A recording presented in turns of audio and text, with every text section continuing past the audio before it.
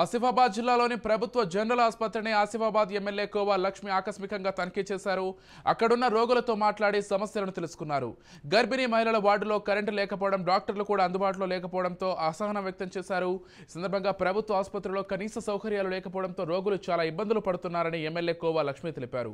గర్భిణీ స్త్రీలు ఉండే వార్డులో విద్యుత్ సరఫరా లేకపోవడం, డాక్టర్లు కూడా అందుబాటులో లేరని, రోగులకు సరిపడే బెడ్లు కూడా లేకపోవడంతో చాలా అవస్థపడుతున్నారని ఆగ్రహం వ్యక్తం చేశారు.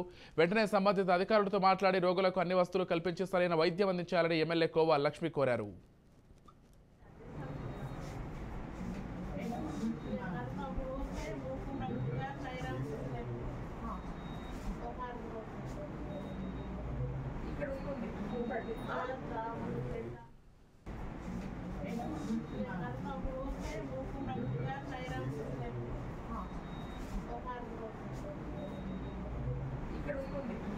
ఇక్కడ